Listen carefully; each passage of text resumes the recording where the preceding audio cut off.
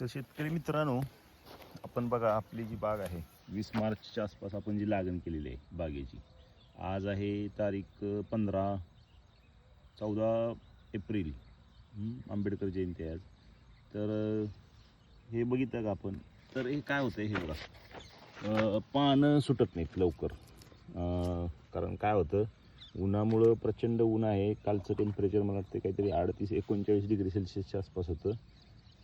तर टेम्परेचर खूप असल्यामुळं जे लहान झाडं आहेत त्यांना खूप त्रास होतो. पान सुटायला लागले, ते एक दोन दोन पानं आलेले आहेत, 3 पान आले. हे जे आहेत, हे डाग जे आहेत, हे पान आपलं जे झाड आहे ते हेल्दी असण्याचं लक्षण आहे. तशी त्या पद्धतीनं मर खूप कमी आहे. म्हणजे तसं जर बघितलं आपण बारकाईनं, आहेत एक 50-60 रोपं आपण लावलेली आहेत नंतर. परंतु आपण इथं 1800 रोपं लावली. हे 2 बाग आहेत बघा, तिकडं पण आपली बाग आहे. तर हा प्रॉब्लेम काय, फक्त हे जे आपण बघितलं तर गुंडाळी होते. गुंडाळी झाल्यानंतर त्याच्यात किडीचा अटॅक पण होतोय. कारण गुंडाळी कधी होते, पान जर सुटलं नाही व्यवस्थित तर गुंडाळी होते. पान नाही सुटलं, आता हा जर भाग बघितला तुम्ही, हा बघा, हा भाग जो आहे, आता हे पान बघा, हे मी असं काढत आहे, हे ॲक्च्युली सनबर्निंग आहे. लक्षात घ्या, हा काही कुठला रोग नाही किंवा कीडचा वगैरे किंवा अटॅक काही नाही. हे सनबर्निंग आहे पूर्णपणे. हे जर बघितलं आपण तर हे बघा, हे पूर्णपणे जळून गेलेलं आहे. सनबर्निंग एवढं कॉन्सन्ट्रेट होतं आणि हा नाजूक भाग असतो. ॲक्च्युली हे कारण काय होतं की जेव्हा हे पान येतं, केळीला मुळात खोड नसतं, बरोबर आहे. तर केळी हे प्रत्येक पान आहे, जे आपण झाड बघतो ते प्रत्येक पान आहे, एक एक पान वर येतं. आता हे पान सुटत नाही लवकर, ही सुरळी सुटायला पाहिजे नियमानं, तर ती लवकर सुटत नाही. त्याचं कारण आहे की ह्या उष्णता आहे, खालून मुळी त्या पद्धतीनं उन्हाळ्याच्या टेम्परेचरमुळं तेवढे ॲक्टिव्ह राहत नाही. आणि त्या पद्धतीनं, ज्या पद्धतीनं आपण जून जुलै वगैरे काम करतो त्या पद्धतीनं ती मुळी काम करत नाही, आणि मग हा प्रॉब्लेम येतो. त्याच्याबरोबरच हे सनबर्निंग झाले बघा, हे बघा ते स्पष्टपणे दिसते. हे बघा, हे सनबर्निंग झालेलं आहे. हा कोणता रोग नाही. त्यामुळे काय होतं, काही जण त्याच्यासुद्धा फवारणीसाठी देतात. ह्याच्यामध्ये आपण फक्त अँटी ट्रान्सपरंट चा वापर करू शकतो. साधारणपणे एका पंपाला 40 मिली प्रमाणात आपण अँटी ट्रान्सपरंट वापर करू शकतो. आणि ह्या पद्धतीनं आपण, हे बघा, हे असं पान जर हे केलं तर ही सुरळी निघायला मदत होते थोडीशी ह्या पद्धतीनं. आणि ह्याच्यावर थोडासा किडींचा पण प्रादुर्भाव झालेला आहे. रात्रीच आपण साधारणपणे एक अँटी ट्रान्सपरंट, नंतर एक सिस्टमिक आणि कॉन्टॅक्ट इन्सेक्टिसाईड आपण मारलेलं आहे. आणि साधारणपणे रात्री आपण 8:30 7:30च्या आसपास फवारणी घेतो. हे बघा, सनबर्निंगचा इफेक्ट आहे हा सगळं. हा पूर्णपणे अगोदर जी सुरुवातीची पान आहेत त्यानंतर आता हे पान निघालं आहे, चांगल्या पद्धतीनं पान निघालं आहे. आणि हे इंडिकेटर आहे की एक चांगलं हेल्दी प्लांट आहे. खूप जास्त ओल पाहिजे असं काही नाही, कारण जर जमिनीमध्ये बघितली तर ओल आहे. इथं आपण त्याला डोस पण दिलेला आहे, एकरी 4 पोत्याचा डोस सुरुवातीचा आपण दिलेला आहे. ह्याला आळवणे पण केलेले आहेत. फवारणी आता ही 3री का 4थी फवारणी आहे आपली. तर आपण दर आठवड्याला किंवा दर 5 दिवसानं 4 दिवसांनी अँटी ट्रान्सपरंटचा स्प्रे करत आहोत. कारण टेम्परेचर लावल्यापासून खूप आहे. फक्त एकदा पाऊस आला त्यामुळं फायदा झाला. परंतु आता पावसाचं वातावरण दिलेलं आहे तिने. तर बघूया आता काय यावर्षी काय होतंय. कारण कसं आहे, ह्यावर्षी मी बघितलं, हे बघा, झाडच गेलेलं आहे होते.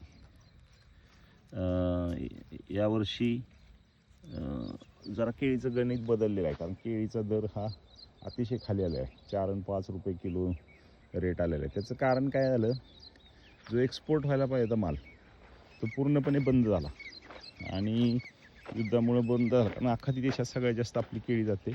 आणि तिथली केळी आपल्या बंद झाल्यामुळं पुढं माल जात नाही. आणि माल न गेल्यामुळं पूर्णपणे बघा, हे बघा, हे पूर्ण कसं झालेलं आहे, भाजल्यासारखं कसं म्हणतो आपण, तर हे उन्हामुळं झालेलं आहे. तर त्यामुळं दर खाली आले आहेत. त्यामुळे ह्या वेळेला मी नर्सरीवाल्यांना विचारलं, बऱ्याच एक 4-5 नर्सरीवाल्यांना मोठे, तर ते म्हणले, सर ह्या वेळेला की खपच नाही. आणि खप नसल्यामुळं पुढच्या वर्षी कदाचित ह्याचा फायदा हा होऊ शकतो आपल्याला शेतकरी मित्रांना, की दर चांगले राहतील. साधारणपणे 12 ते 15 रुपये दर राहू शकतात.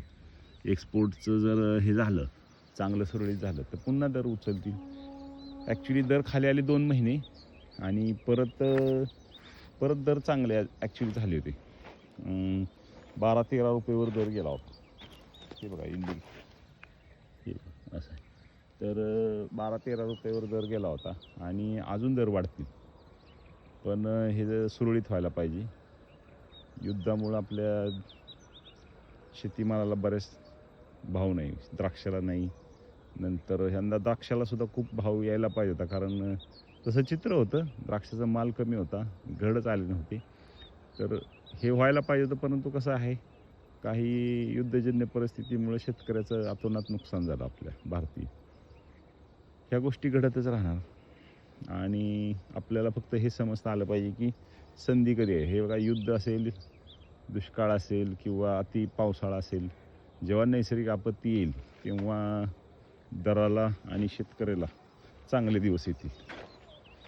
म्हणजे हे विरुद्ध आहे. आता इथून पुढं आपल्याला शेतीमालाला जर दर असं कोणी सांगत असेल की ह्या काळात दर येईल, त्या काळात दर येईल, तर असं नाही. जेव्हा आपत्ती येईल तेव्हा दर येईल, हे लक्षात घ्या.